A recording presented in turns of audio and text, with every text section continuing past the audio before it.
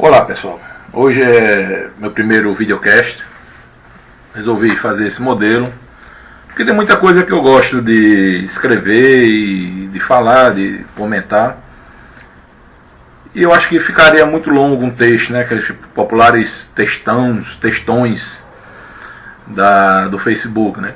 O pessoal às vezes não lê muito, então achei melhor gravar esse videocast. Acho que, se Deus quiser, será o primeiro de vários que eu vou fazer. Nesse primeiro, em virtude do momento que a gente está passando aqui no Brasil, uma série de coisas que estão ocorrendo, e essa bipolaridade que está também hoje presente na política, eu vou abordar um tema que é bem interessante, né? O conservadorismo.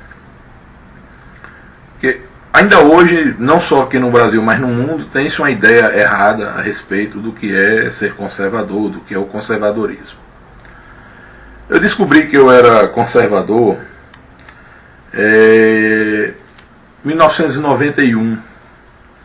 Eu morava em Gurupi, no Tocantins, e eu vi uma frase incrível, uma frase no banheiro, aquelas frases famosas de banheiro, mas era uma frase que era muito verdadeira, ela me tocou bastante.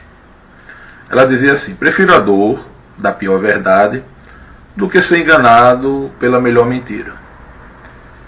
Eu não sei quem é o autor, né? Não fiz nenhuma busca pela internet para tentar descobrir quem é o autor dessa frase, nem nada. Depois vou até fazer isso. Mas essa frase, ela traduz de forma fantástica o pensamento conservador. O conservador, ele é, antes de tudo, uma pessoa que ele enxerga a realidade como ela é. Como dizia Nelson Rodrigues, um grande conservador, a vida como ela é. A gente não cria ilusões, a gente não pinta a vida de rosa, nem bota pôneis, nem borboletas para tornar a coisa simples, né, digerível. Nós digerimos a vida como ela é mesmo, sem melodramas. E isso vem muito hoje, né, porque desde os anos 70, principalmente dos anos 80 para cá, essa política hoje chamada politicamente correto, né, em que as pessoas perdem os seus valores, as pessoas deixam de ser verdadeiras e passam a viver em um mundo de falsidade. Ninguém hoje pode mais expressar o seu real pensamento. Ninguém hoje tem mais a liberdade de dizer o que pensa, que pode ser taxado de uma série de coisas, né? Pode ser taxado de machista, pode ser taxado de feminista, pode ser taxado de homofóbico, de tudo, reacionário, uma série de coisas, apenas pelo fato da pessoa falar uma verdade, ou pelo menos o que ele acredita ser uma verdade. Mas a diferença entre ser conservador e falar a verdade é que o conservador, o que ele fala sempre é apoiado na crueldade, na crueza do mundo em que vivemos. Quer seja por estudos, por estatísticas, por opiniões embasadas, ou pela própria realidade do dia a dia, né, do certo conhecimento empírico, e por aí vai. Então, quando a gente observa essas questões, a gente começa às vezes a bater de frente com algumas pessoas, entendeu? E não é muito comum você ter um conservador com muitos amigos, né? Normalmente eles são pessoas que têm poucos amigos, mas os amigos que ele tem são bem verdadeiros. E os amigos que se consideram amigos deles sabem que estão lidando com uma pessoa que é honesta e é sincera, e que, se ela se considera sua amiga, porque ela realmente é livre de interesses.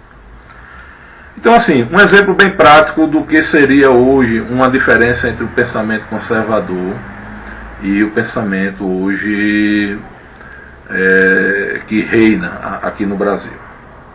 Eu fico lendo direto a análises de cientistas políticos, né, jornalistas.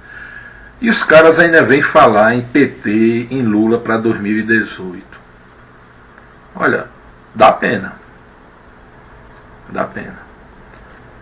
As pessoas não conseguem compreender de que esquerda sem rua, sem as ruas, sem manifestações populares, ela não é esquerda, ela não é nada.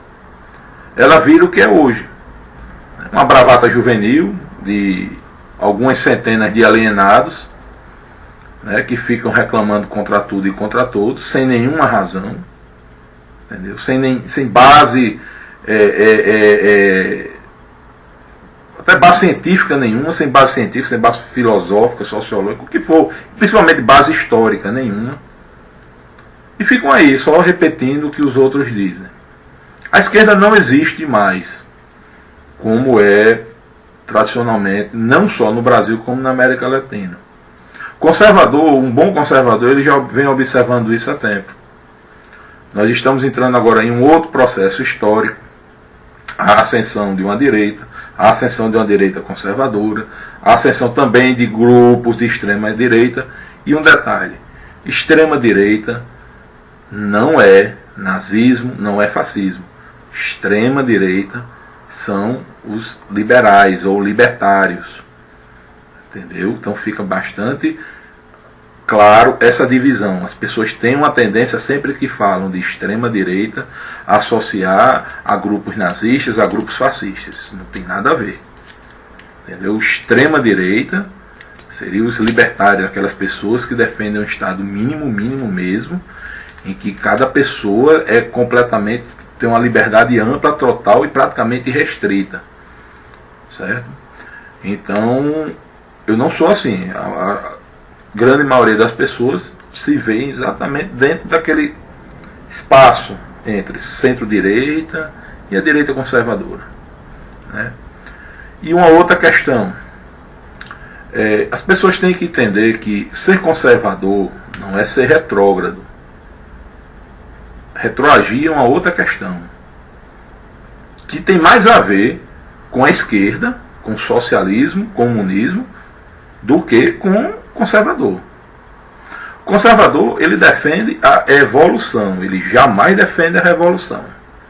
Nós entendemos que o mundo tem que evoluir sempre, mas de forma responsável, contínua e principalmente lenta, para que as gerações que venham a sucederem, essas gerações tenham capacidade de assimilação. Então vejam bem, vou pegar aqui um exemplo prático para esse vídeo também não ficar muito extenso. Nós tínhamos uma sociedade que bem ou mal funcionava até meados dos anos 90. Violência não era nem próximo do que está ocorrendo hoje. A família, mesmo com algumas divergências ocasionais, isso aí sempre existiu, mas ela funcionava. Os filhos respeitavam os pais e vice-versa. Entendeu? O que aconteceu? Chegaram aqueles iluminados, né, pedagogos, sociólogos, antropólogos. Não pode. Uma criança, um adolescente não pode trabalhar, meu Deus. Olha, é um absurdo. Temos que proteger os pobrezinhos. Aí fizeram o quê? Criaram o ECA. Vocês observaram que depois do ECA, você vê criança feliz? Você vê adolescente feliz, satisfeito? Alguém vê? Eu olho, não vejo. Porque como pode ser feliz? Você não pode brincar numa rua, você não pode ter liberdade, sua vida se resume a ficar ou trancado dentro de casa, ou no condomínio, ou então ir para shopping, não é? E aí, essa quantidade de adolescentes hoje, e até crianças que usam drogas, estão no crime, se deve a quê? Melhorou a sociedade? Pronto. Esse questionamento vocês começam a fazer a vocês agora mesmo. Foram os conservadores que pensaram o ECA? Não. Foram os progressistas. Foi a esquerda. Tá? Então, esse é o primeiro vídeo, virão vários. E fica como encerramento uma frase de Roger Scruton, que eu gosto muito. Os conservadores são chatos, mas no final eles sempre estão certos.